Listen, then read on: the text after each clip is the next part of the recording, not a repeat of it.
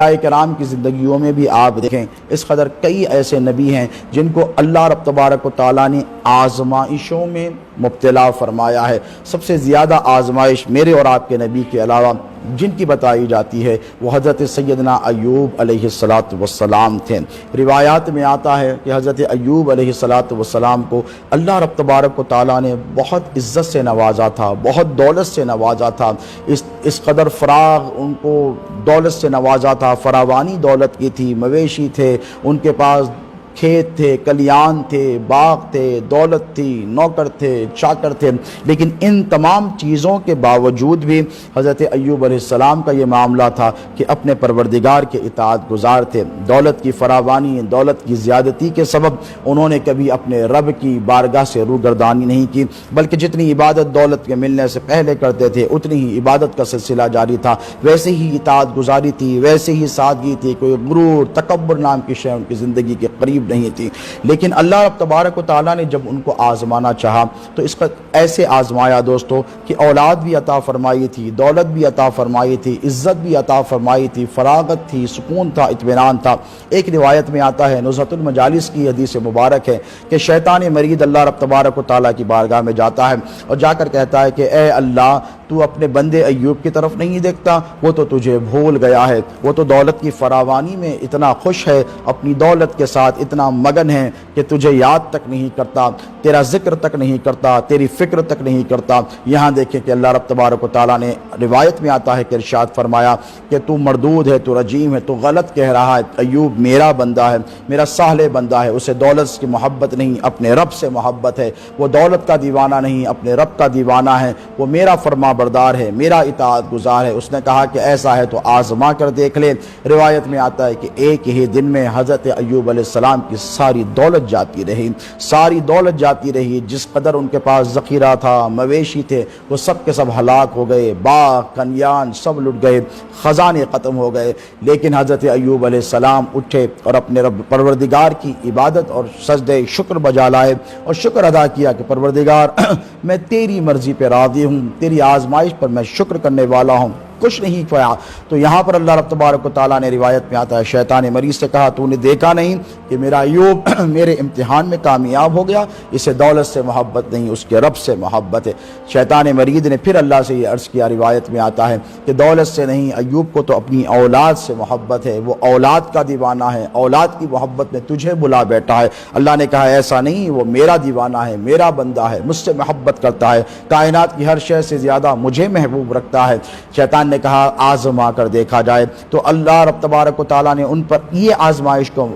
نازل فرمایا کہ ایک ہی رات میں گھر کا چھت بیٹھ گیا، ساری اولاد جتنی تھی وہ ساری کی ساری ختم ہو گئی۔ ایوب اٹھے علی نبینا علیہ السلام، اللہ رب تبارک و تعالیٰ کی بارگاہ میں سر بسجود ہوئے، شکرانے کا سجدہ ادا کیا اور بالکل اطمینان اور اہتمام سے اللہ رب تبارک و تعالیٰ کی طرف سے نازل کی گئی اس آزمائش پر صبر کیا۔ اللہ رب تبارک و تعالیٰ نے فرمایا کہ دیکھا تو نے، ایوب میرا بندہ ہے، دولت چلی گئی اس نے میرا در نہیں چھوڑا، اولاد چلی گئی اس نے میرا در نہیں چھوڑا۔ تو شیطان مرید روایت میں آتا ہے نزہۃ المجالس کی کہنے لگا بات ایسی ہے کہ تو نے اسے صحت عطا فرمائی ہے، اس قدر چنگا بھنگا صحت کے اعتبار سے ہے، اتنی ساؤنڈ ہیلتھ ہے کہ اسے کسی کی فکر ہی نہیں ہے۔ یہاں پر اللہ رب تبارک و تعالیٰ نے حضرت ایوب علیہ السلام کو آزمائش میں مبتلا فرمایا۔ روایات میں آتا ہے کہ اس قدر ان کو بیمار کیا گیا، اس قدر ان کو افلکٹڈ کیا گیا بیماریوں کے ذریعے، یعنی النس کے ذریعے، کہ ویک ہو گئے، چلنے پھرنے سے قاصر ہو گئے، دولت چلی گئی تھی، اولاد چلی گئی تھی، سب چھوڑ کر چلے گئے، اور بیماری کے سبب لوگوں نے ان سے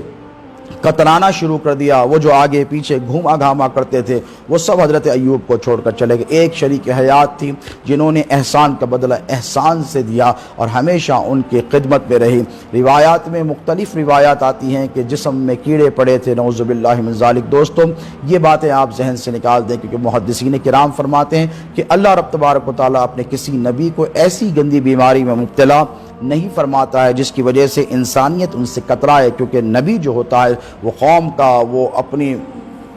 قوم کا سب سے زیادہ برگزیدہ موسٹ ریسپیکٹ ریسپیکٹڈ پرسنالٹی کو اللہ رب تبارک و تعالیٰ اپنا نبی بناتا ہے، تو ایسا نہیں ہو سکتا کہ کسی نبی کو ایسی بیماری میں مبتلا کیا جائے کہ لوگ حقارت بھری نگاہوں سے دیکھیں۔ نہیں دوستوں، اس روایت کو اکثر محدثین نے رد فرمایا ہے اور کہا ہے کہ یہ بات غلط ہے کہ جسم میں کیڑے پڑے تھے، لیکن اتنا ضرور کہا گیا ہے کہ قرآن مجید میں اللہ نے خود ان کی بیماری کا ذکر کیا ہے کہ اس قدر شدید بیمار تھے کہ یوں سمجھے کہ ایسی بیماری اللہ نے ایوب سے پہلے علیہ السلام کسی پر نازل نہیں فرمائی تھی۔ بہت جب وقت ہوا، بہت پریشانی ہوئی، تو حضرت ایوب علیہ السلام کی بیوی نے معروضہ کیا کہ آپ کا رب تو آپ کی ہر بات سنتا ہے، آپ تو اس کے نبی ہیں، آپ اپنے رب سے کیوں نہیں کہتے؟ تو کہنے لگے مجھے شرم آتی ہے کہ جس آزمائش میں میرے رب نے مجھے مبتلا فرمایا ہے، میں کیسے کہوں کہ مجھے اس آزمائش سے نکالے؟ تو کہنے لگی کہ میں آپ کو واسطہ دیتی ہوں، آپ کے رب تک آپ دعا کریں۔ تو ایوب علیہ السلام نے اللہ رب تبارک و تعالیٰ کی بارگاہ میں بڑی عاجزی کے ساتھ، بڑی انکساری کے ساتھ یہ کلمات ادا فرمائے، وَأَيُّوبَ إِذْ نَادَى رَبُّهُ أَنِّي مَسَّنِّي الضُّرُّ وَأَنْتَ أَرْحَمُ الرَّاحِمِينَ۔ قرآن مجید میں اللہ رب تبارک و تعالیٰ نے اس آیت کو صبح قیامت تک محفوظ کیا حضرت ایوب کے ان کلمات کو، جو انہوں نے توبہ کے لیے انہوں نے اللہ کی بارگاہ میں معروضے کے طور پر عرض کیے تھے۔ کیا کہا؟ وَأَيُّوبَ إِذْ نَادَى، تو ایوب نے صدا لگائی کس سے؟ اس کے رب سے، أَنِّي مَسَّنِّي الضُّرُّ وَأَنْتَ أَرْحَمُ الرَّاحِمِينَ، کہ اے میرے پروردگار میں بیمار ہوں، مجھے تکلیف ہو رہی ہے اور تو بہت زیادہ رحم کرنے والا ہے۔ آپ جملوں پہ غور کریں، قربان جائیں حضرت ایوب علیہ السلام کے ان جملوں پر کہ اللہ سے یہ نہیں کہا کہ شکایت کی کہ میں پریشان ہوں، میں بیمار ہوں، مجھے تکلیف میں مبتلا کر دیا، میں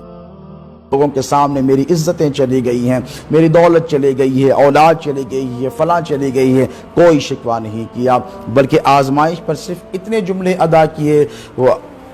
ربی انی مسنی، کہ اے پروردگار مجھے تکلیف ہو رہی ہے اور تو بہت زیادہ رحم کرنے والا ہے۔ اللہ رب تبارک و تعالیٰ کو اپنے نبی، اپنے محبوب بندے کے یہ کلمات دعا اس قدر پسند آئے کہ پروردگار نے انہیں صحت عطا فرمائی۔ روایت میں آتا ہے کہ حکم دیا گیا کہ اپنا قدم زمین پر مارا جائے، پہلا قدم مارا، پانی کا فوارہ برآمد ہوا، حکم دیا پروردگار نے کہ اس سے ایوب تو غسل کر لے، پھر دوسرا پیر مارا گیا، پہلے پیر جب مارا زمین پہ تو فوارہ نکلا، جیسے حضرت اسماعیل کے قدموں سے زمزم نکلا تھا۔ حضرت ایوب نے جب پیر مارا تو پانی کا فوارہ چشمہ برآمد ہوا، اس سے غسل کیا تو جسم کے جو ظاہری امراض تھے، جو افلکشنز تھے، جو ڈیزیزز تھے، جو ایلمنٹس تھے، وہ سارے کے سارے رفع دفع ہو گئے۔ پھر جب دوسرا پیر مارا تو پھر چشمہ برآمد ہوا، اسے حکم دیا پروردگار نے کہ پی لیا جائے۔ جب اس پانی کو پی لیا تو اللہ رب تبارک و تعالیٰ نے جو انٹرنل ان کے جو ایلمنٹس، جو بیماریاں اندرونی طور پر ان کو ہوئی تھیں، وہ ساری کی ساری سے ان کو شفا یابی ہو گئی۔